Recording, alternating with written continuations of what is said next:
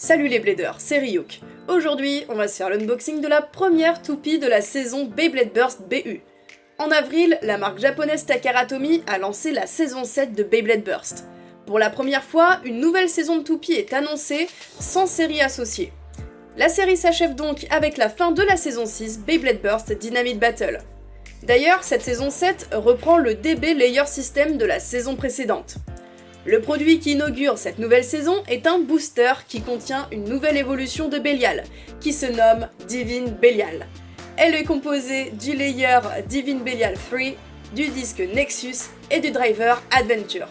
On aura le temps de voir chacune de ces pièces en détail lors de la review. Voici la toupie déballée ainsi que le sachet qui l'accompagne, qui contient sa notice et ses stickers. Les stickers sont en quantité raisonnable et on pourra s'en passer, dans le sens où je trouve que le contraste de la toupie ne change pas énormément si on ne les met pas. On va tout de suite passer à l'explication technique des pièces.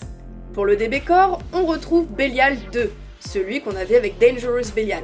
Il est à rotation droite, possède 4 dents pour le vissage et un système de réduction de burst avec une petite pièce qui viendra se mettre sur le chemin du disque et donc causer une résistance lors du dévissage. Ce mécanisme s'activera à condition que la toupie soit lancée avec suffisamment de vitesse. Le Blade, c'est Divine. Il reprend le design en 3 lames que l'on a l'habitude de voir sur les Belial. Cette fois-ci, elles sont accompagnées de métal. En ajoutant de la masse à ces endroits, les lames déjà bien offensives, grâce à leur forme crantée, verront leur force de frappe améliorée. Le Armor, c'est 3, vu pour la première fois sur Vanish Fafnir.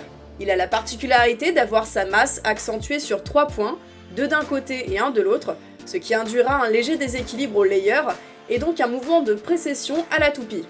Pour le disque, on retrouve Nexus, apparu sur Dynamite Belial et déjà réédité à de nombreuses reprises lors de la saison précédente, c'est clairement pas une nouveauté.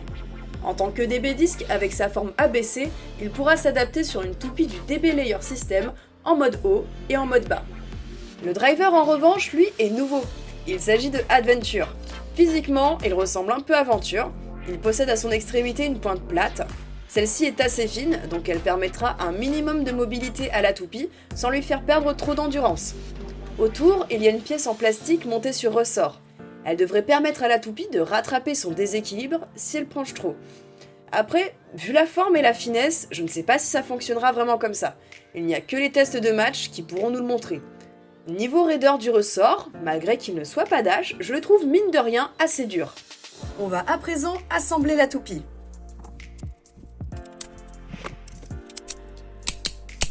On entend plutôt bien les clics de vissage, c'est assez raide, je dirais dans la moyenne des dernières toupies assez récentes qu'on a pu avoir dans la série. Vous l'avez peut-être remarqué rien qu'à la présence de Nexus, mais aussi à la forme des autres pièces, cette Divine Belial est entièrement compatible avec les 4 gears sortis lors de la saison précédente. D'ailleurs, on peut s'attendre à ce que sous BU de nouveaux gears apparaissent, inspirés d'autres toupies. On sait déjà qu'il y aura un D-Gear, basé sur Gatling Dragon, qui se placera sur le disque comme le S-Gear. Esthétiquement, cette nouvelle Belial ne me surprend pas. Un design dans la continuité des précédentes avec des pièces rééditées, mais je trouve que c'est une bonne toupie pour lancer la nouvelle saison qui assume reprendre les codes de Dynamite Battle. Il me tarde de la voir en combat.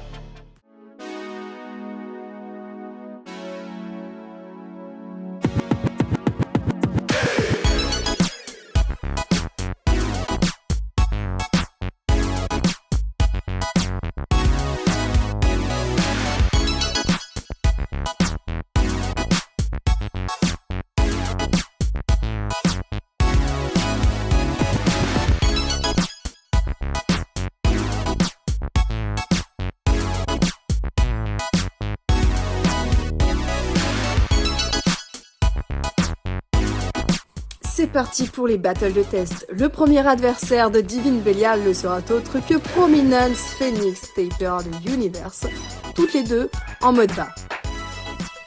Hyper.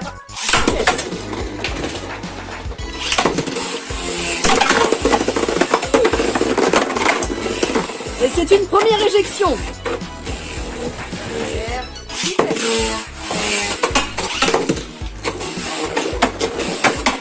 Allez, ça se course sur l'extérieur du stadium en ce début de match. Ça s'esquive. Oh, la Phoenix a failli rattraper la Belial. On observe bien les changements de direction quand les toupies passent sur l'inclinaison supplémentaire que nous offre ce DBB Stadium. Ça se rejoint sur la surface au stadium central. Oh, et c'est une victoire de Prominence Phoenix qui, en faisant sauter son anneau, a fait s'arrêter la Bélial. Hyper vitesse. Allez, c'est reparti. Petite accélération pour le Driver Adventure qui cherche à rattraper la Phoenix. Et non, ouh, ça manquait l'éjection là. La Bélial est revenue. Ça se rejoint au centre.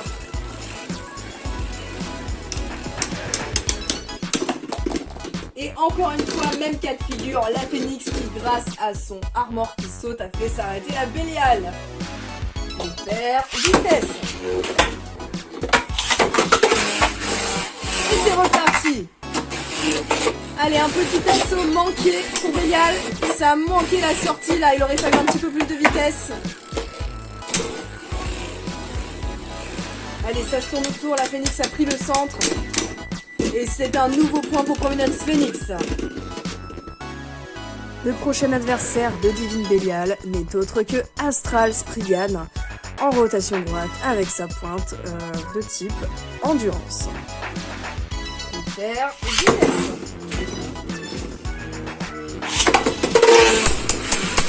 Allez, c'est parti. Ça attaque déjà avec beaucoup d'angle. La Spriggan est au centre. La Bélial a du mal à aller la rejoindre.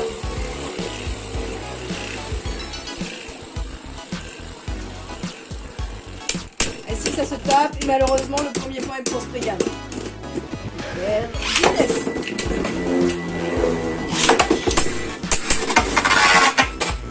La Spriggan a déjà renvoyé sur les côtés la Divine Bélial. Oula, ça manquait de sortir, mais elle a enfin rejoint le centre pour taper Spriggan qui est très stable. Elle ne bronche pas. La Divine Bélial épuise son endurance. Et la Astral Spriggan remporte le point. Vitesse. Allez, c'est parti. La Spriggan a été délogée du centre du stadium, mais elle a tout de suite renvoyé la Bélial sur l'extérieur, ce qui en profite pour se recentrer.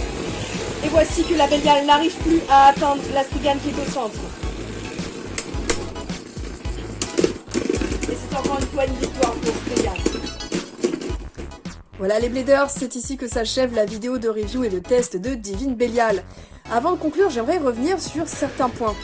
Je trouve déjà que pour une Bélial, c'est une toupie qui est difficilement maniable, dans le sens où je trouve que Dangerous, par exemple, avec son driver All Might, est plus facile à jouer que celle-ci.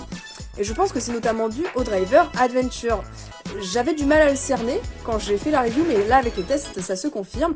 La petite pièce rouge, en montée sur ressort, joue vraiment un rôle très important dans la rotation de la toupie, et surtout dans le Stadium DB. On a vu dans le Stadium DB, il y a une inclinaison supplémentaire par rapport au Stadium normal qui va causer une déviation dans le mouvement de la toupie. Et bien avec le Driver Adventure, on va en avoir une deuxième, ce qui rend mine de rien les mouvements de la toupie assez imprévisibles. Et surtout, avec cette déviation, eh bien Divine Bélial a beaucoup de mal à attaquer les toupies qui vont ne pas bouger et être vraiment très au centre du stadium. Deuxième point, je trouve que c'est une toupie qui manque de masse pour sa force de frappe en termes d'attaque, je veux dire pour déplacer d'autres adversaires dans le stadium. Mais ça c'est sûrement dû au fait que Divine Bélial est faite pour accueillir des pièces supplémentaires, donc dans sa version classique, elle n'est pas trop lourde. Sinon avec tous ces gears, eh bien elle serait largement au-dessus de la gamme de poids et ça foutrait peut-être un petit peu la merde dans la méta.